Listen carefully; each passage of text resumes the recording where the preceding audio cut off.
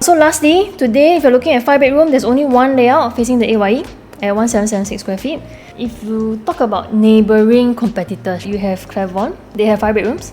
Beside you, another side, they have Clement Canopy. Clement Canopy only has 2, 3, 4 bedrooms. They don't have 1 bedroom, they don't have 5 bedrooms. So your only competitor next time if you want to sell a 5-bedroom buyer is Clement's 5-bedroom. Okay? So let me talk about the difference. Clement, because it's a non-harmonized project, if you minus off 5% out of this, for aircon ledgers and all that, your size is about 1605.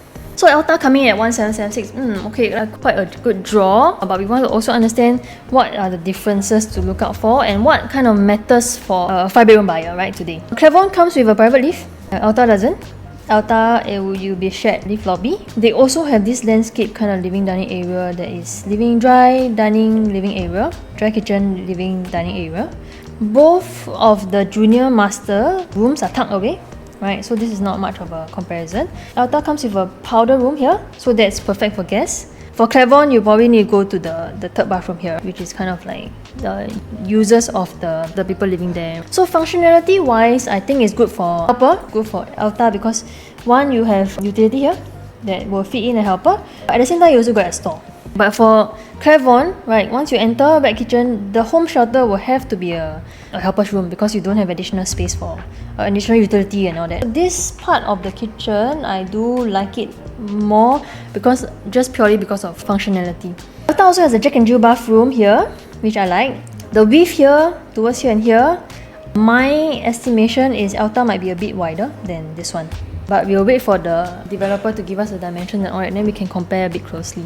Both ELTA and Clement, they also give you quite a big walk-in wardrobe in a sense. ELTA gives you a his and her sink. Just now I mentioned, comes with a powder room, so perfect for guests. So for 5-bedroom here, so in terms of price point, we're looking at ELTA, we're looking at about 4.26 mil in terms of entry coming in to buy a 5-bedroom at ELTA. Today, if I want to sell, once it TOSPs or 8 years later, 5 years later down the road, I stay for a while, I want to sell it at 5 million for example. It will be a little hard for the buyer to come by. That's why for 4-bedroom, 5-bedroom, I would say this is like a part stay, part kind of sell strategy. Eventually, you'll say a buyer will come by and they will be willing to pay 5 million for it. But then when they come and see your unit, they will probably be seeing Clement's 1690 or so. So how we really kind of structure the space is what I've shared just now.